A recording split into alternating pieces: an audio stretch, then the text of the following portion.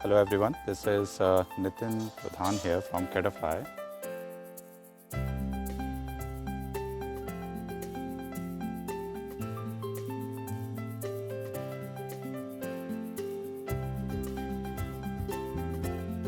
So there you go. Right now we are actually standing in front of the Swiss Parliament, and one of the very interesting trivia about Bern as a capital city is there is nowhere actually it's written in the constitution that Bern is actually the capital of Switzerland. It is where the federal council meets, and Swiss is a federation which started sometime, I would say, in 1290 something, where the three federations came together, and then of course over a period the different cantons started joining, and it was only I think somewhere around late 1700s when Napoleon attacked Switzerland is the time when the concept of one central federal seat came into being, and earlier it was 3 seats, not just one, which is Zurich, Lucerne and Aarau. These are the 3 cantons. But when the Swiss Federation was formalized in 1848, that's the time the question popped up again, what should be the capital, or where should the seat of parliament be? So this is where they actually chose the seat of Swiss Parliament for various reasons, that Swiss as a country actually avoids centralization of power. So Zurich was obviously out of question because Zurich is the biggest city and the economic powerhouse. Then came Geneva and then Lucerne. So Lucerne incidentally was one of the cantons which opposed the formation of federation, and so they were also automatically out, and then they actually came to Bern. Now let me tell you, one of the reasons is of course it's central, and if you could see in the backdrop, you would actually see the entire Swiss Alpine range right from the seat of the parliament, which obviously tells us that this is the gateway to the central Switzerland. And you can also see the city of Bern, which is actually a very small city with a river flowing and bisecting the 2 parts of the city. So overall, in 1848, they decided that the Swiss Parliament will be here, and besides many other reasons, of course, you also had Bern offering a free real estate to construct a building like this. Obviously, one needs a lot of real estate which is available for free. Now, there are few very interesting aspects of this entire parliament building, and one can of course do a free tour of this building, which happens every single day from Monday to Saturday in different languages. On top of this parliament building, since Swiss is a federation with 26 cantons, let me see if I can show you that those small bright red or white color things that you see, those are actually the coat of arms, which basically is almost like the representative symbol of each canton. So there are 26 cantons, so if you kind of really go around, you would see the 26 canton emblems on the Swiss Parliament. This is also a building where it is 95% of the material has actually been sourced from within Switzerland.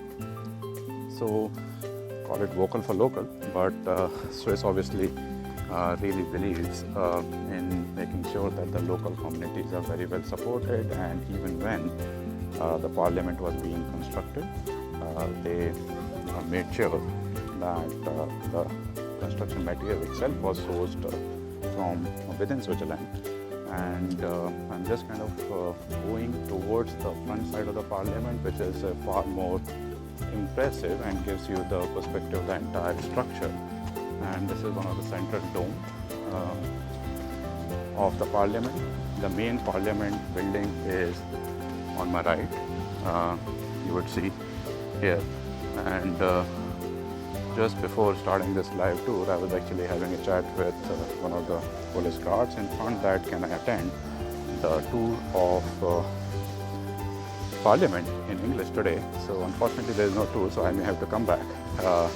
Now, yeah, this is a very classical characteristics of any market square in most of the European cities.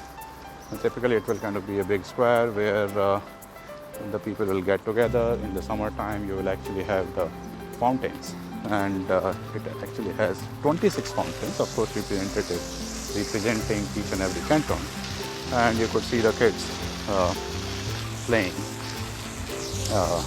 and enjoying the summer. And on Saturday and the Sunday, this is where the farmers also meet to sell their local products. So this entire place will actually be decked up with the farmer stall where people can buy the fresh products. And now from this side, perhaps you could see the entire grandeur of the Swiss Parliament, and it's a very big structure. This is just the main part or the main central building, and on the front of it, if you could perhaps read, and if it is clear, let me see in the video. Indeed it is. You would see Curia Confederation Helvetica. Yeah, and that's something. Again, Helvetia is actually the original tribe of Switzerland. So, in fact, one of the representative symbol of Helvetia is actually a woman warrior. Yeah. And you would probably see on top of the dome that there is a statue. That's actually the statue of Helvetia.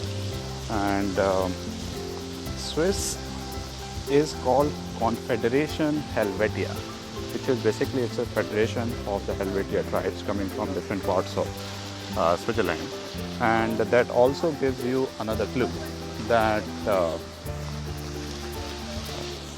Switzerland in short is also written as CH. C stands for Confederation and the H stands for the Helvetia. As you would see that the entire building is stretching quite a long distance.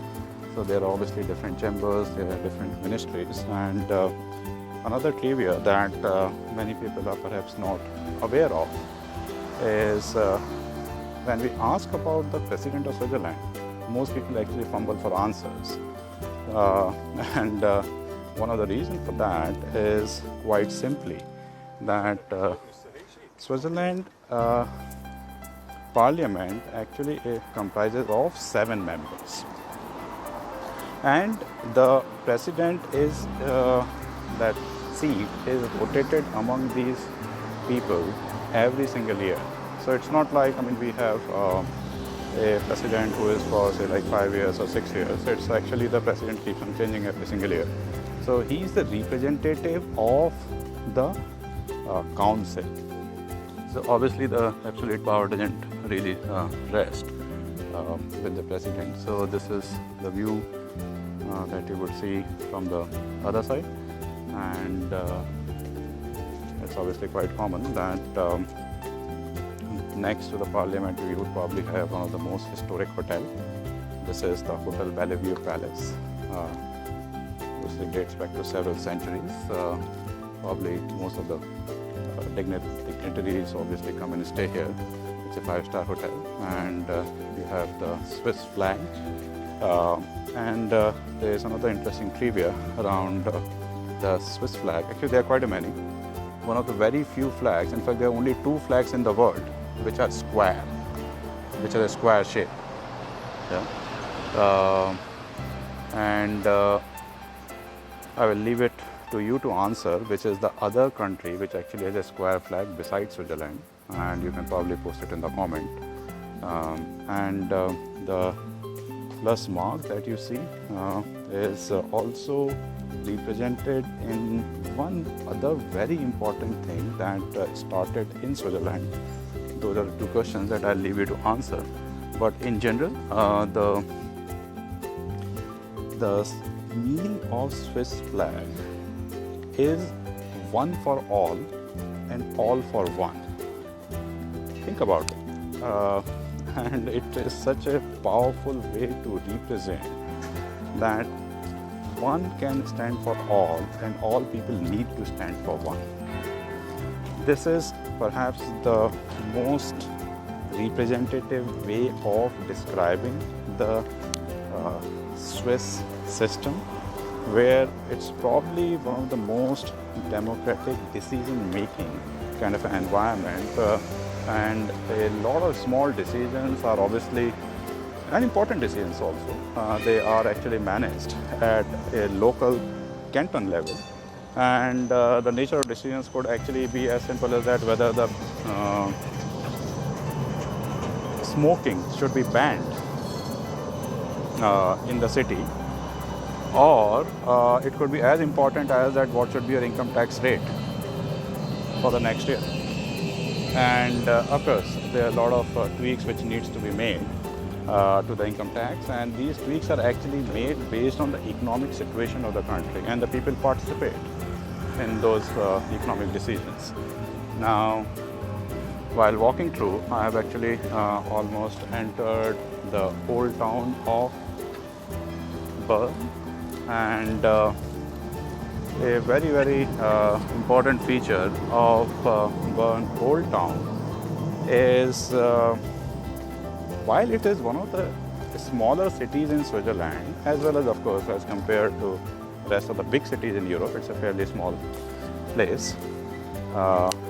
It actually has the longest covered shopping arcade in Europe. Now, let's see. This is a shopping arcade that you're seeing, and I'm entering inside a shopping arcade. And you would see that it's obviously is not one single long arcade. It's a collection of multiple streets where you could actually go from one street to another, and it is actually covered. And it, I think, is more than 3 to 4 kilometers long if you go from one street to another. And it is all covered, which obviously is quite handy if you are in a cold weather country, especially for the first 4 or 5 months of the year. And classical, the cobblestone street that you would see. And then I would take you to the old town, the entrance. But before that, let me show you. This is one of the old buildings, and if you see the backdrop, and I'll probably zoom it for you, it is very, very common that in Switzerland you would actually have the buildings going back to like 700-800 years ago. If you read the numbers, you would see 1000 and 1029. That perhaps actually tells you when this building was originally constructed. Yeah. And you see a bear, and that is actually the symbol of Bern. Every canton has its own symbol. So bear is the symbol of Bern. Another interesting question for you, and I will leave it to you to answer in the comments, is there is one very famous chocolate in Switzerland which has one of the very famous mountain on its packaging, and in front of that is a bear, which obviously represents Bern.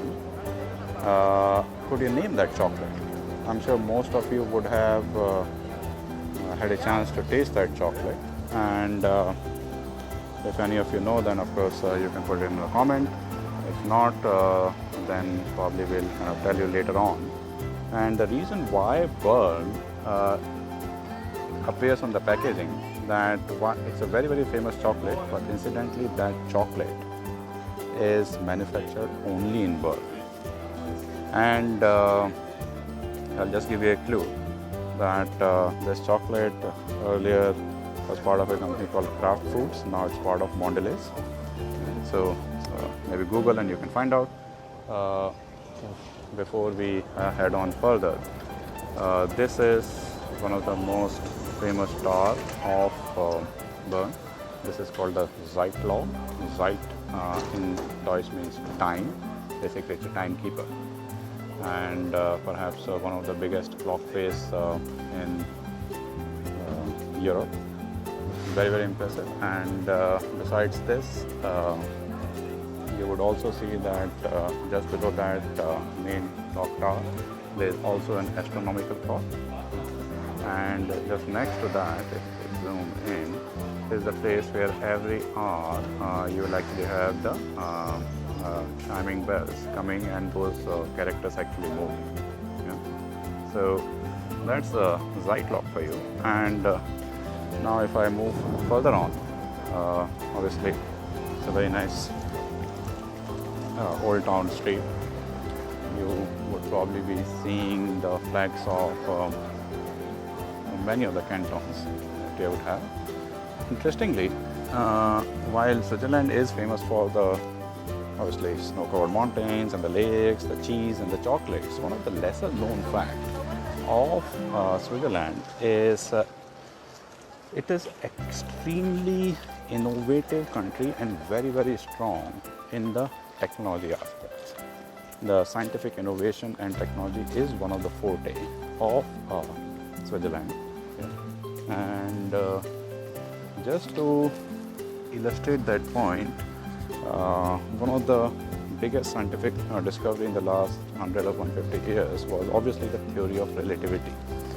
Obviously no prizes for guessing who came out with the theory of relativity. Now Einstein used to live in Bern, and he was part of the Swiss patent office. And when he came out with the theory of relativity, he was actually staying in Bern between 1903 to the 1905. The research papers that he came out with that actually led to the theory of relativity, for which of course he got the Nobel Prize.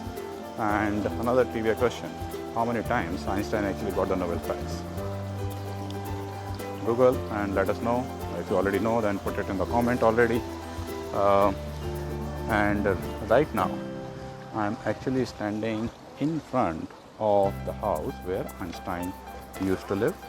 You could see right here the Einstein house, and obviously there are some tourists who are waiting for the guided tour.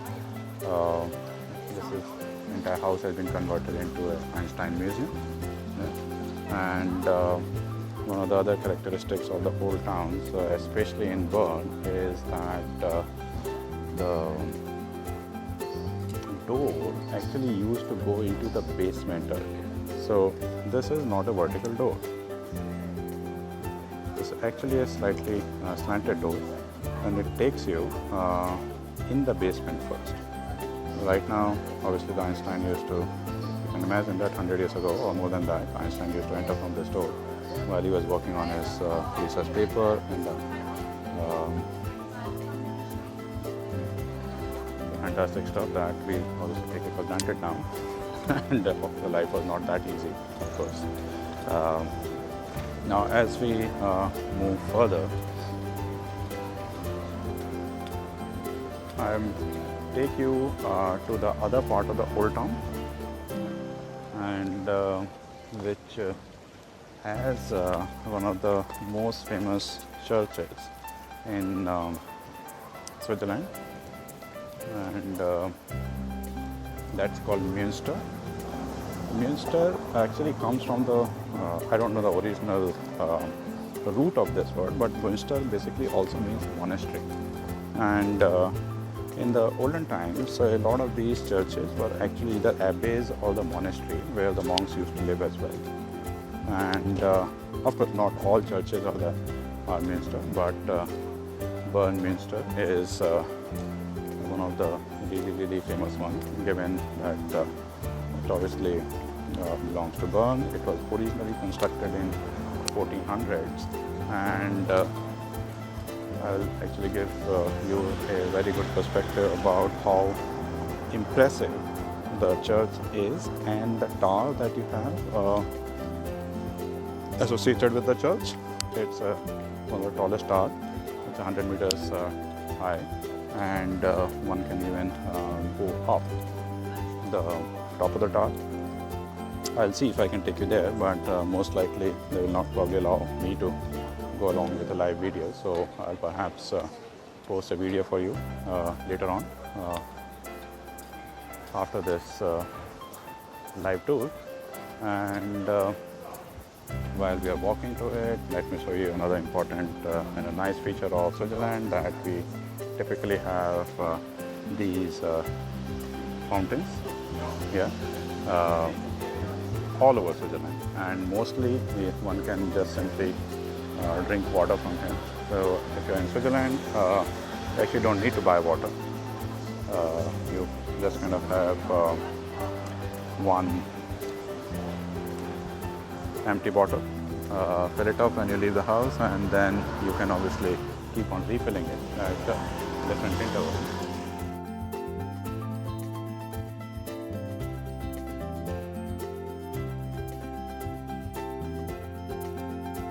Let me show you the view from the other side, and this is the other side of the old town of Bern, and